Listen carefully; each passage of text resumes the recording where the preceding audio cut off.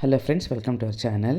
இன்றைக்கி பாலக்கீரை வச்சுட்டு ஒரு காரசாரமான பச்சடின்னு சொல்லலாம். ஹைதராபாத் ஸ்பெஷல் பாலக்கூறு உள்ளி காரம்னு சொல்லுவாங்க. செம்ம சூப்பராக காரமாக ரொம்ப நல்லாயிருக்கும். இது சாதத்துக்கு போட்டு நெய் போட்டு சாப்பிட்டா அடடா இவ்வளோ டேஸ்ட்டாக அப்படின்ற மாதிரி அவ்வளோ சூப்பராக இருக்கும். நாக்குக்கு ஒரு தனி டேஸ்ட்டே கொடுக்கும், அந்த மாதிரி இருக்கும். அதுக்கு ஒரு 2 கட்டு பாலக்கீரை நான் எடுத்து வச்சுருக்கேன்.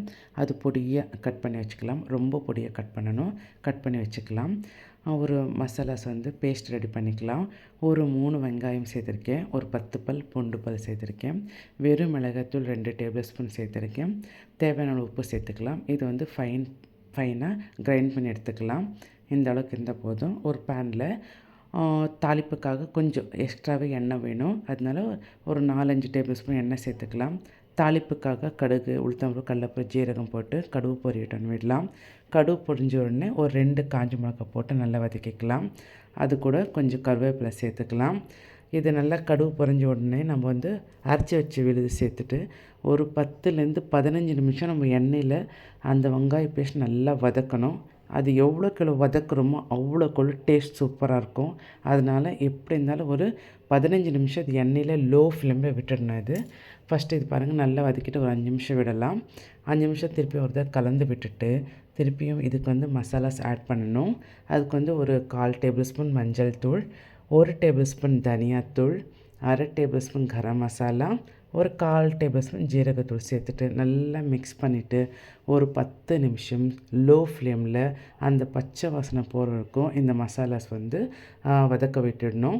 இது எவ்வளோக்கு எண்ணெயில் நல்ல மசாலாஸ் நல்லா ஊறி வருதோ அப்போ தான் அந்த பாலக்கூறு உள்ளிக்காரம் செம சூப்பர் டேஸ்ட்டாக இருக்கும். அதனால் பாருங்கள், இது நல்லா எண்ணெய் திரிஞ்சு வந்துடுச்சு. எல்லா பச்சை வாசனை போயிருக்கும்.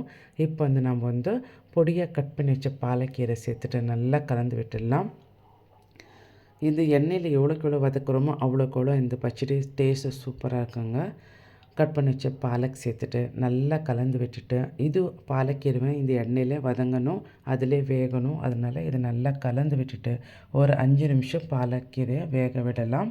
ஃபஸ்ட்டு நல்லா கலந்து விடலாம். அந்த மசாலாஸ் எல்லாம் அந்த பாலக்கீரையில் மிக்ஸ் ஆகணும். நல்லா கலந்து விட்டுட்டு லிட் போட்டு மூடி ஒரு 5 நிமிஷம் வேக விட்டுடலாம். இது நாக்குக்கு தனி டேஸ்ட்டே கொடுக்குங்க. இப்போ உங்களுக்கு உடம்பு சரியில்லையா, நாக்குக்கு டேஸ்ட் தெரியலனாக்கா இந்த மாதிரி பச்சடி செஞ்சு சாப்பிட்டா நாக்குக்கு ஒரு மாதிரி உரப்பாக இருக்கும், நல்லாயிருக்கும். பாருங்கள், லிட் போட்டு மூடிட்டு ஒரு 5 நிமிஷம் வேக விடலாம். இது பாருங்கள், பார்க்குறதுக்கே கலர்ஃபுல்லாக இருக்குது. எண்ணெய் நல்லா திரிஞ்சு வந்துடுச்சு. இது பாலக்கூறு உள்ளிக்காரம் ரெடி ஆகிடுச்சு. வாங்க சுட சுட சாத்துக்கு போட்டு சாப்பிட்லாம். உங்களுக்கு இந்த வீடியோ பிடிச்சிருந்தால் லைக் பண்ணுங்கள், ஷேர் பண்ணுங்கள், கமெண்ட் பண்ணுங்கள், மறக்காமல் சப்ஸ்கிரைப் பண்ணுங்கள். தேங்க்யூ ஃபார் வாட்சிங், கீப் சப்போர்ட்டிங். தேங்க்யூ. சுட சுட சாதம் இந்த பச்சடி போட்டு சாப்பிட்டு பாருங்கள், செம்ம சூப்பராக இருக்கும். தேங்க்யூ.